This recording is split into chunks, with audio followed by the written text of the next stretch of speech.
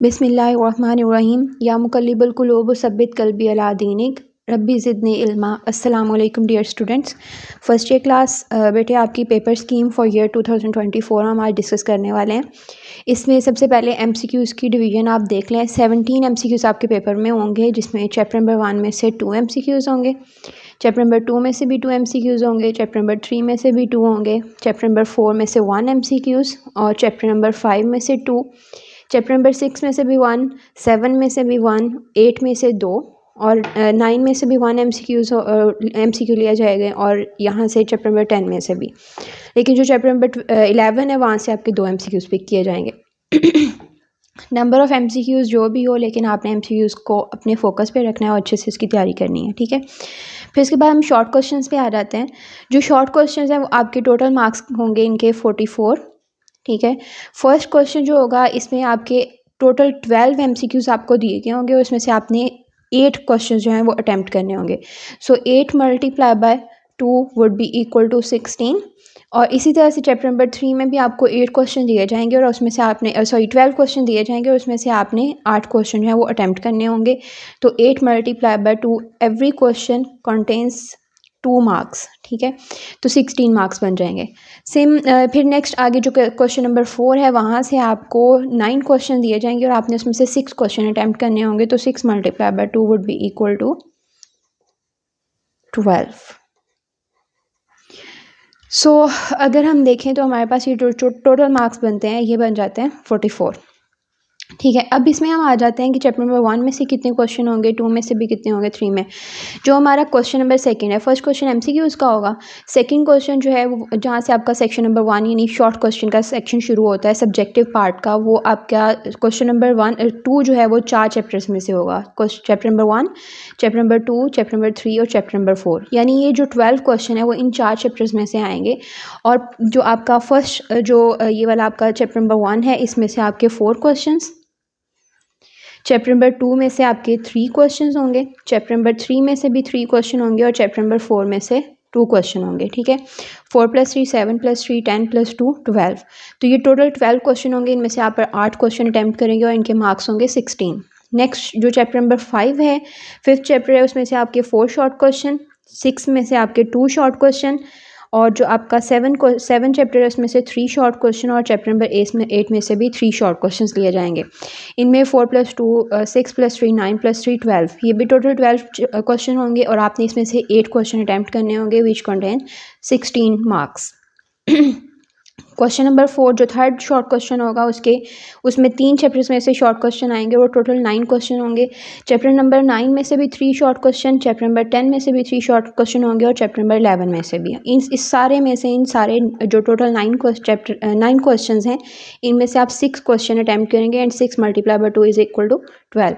तो ये basically 16 + 16 32 and 32 + 2 12 जो है वो 44, ये टोटल मार्क्स होंगे आपके शॉर्ट क्वेश्चन के पार्ट के, जो कि आपने अटैम्प्ट करना होगा। यानी इसमें चॉइस निकाल के बाकी जो पेपर आप अटैम्प्ट करेंगे उसके मार्क्स कितने होंगे 44, ठीक है। फिर उसके बाद आ जाता है बेटे लॉन्ग क्वेश्चन का पार्ट। लॉन्ग क्वेश्चन के पार्ट में से आपके पास टोटल 5 क्वेश्चन दिए जाते हैं और उसमें से आपने 3 क्वेश्चन अटैम्प्ट करने होते हैं।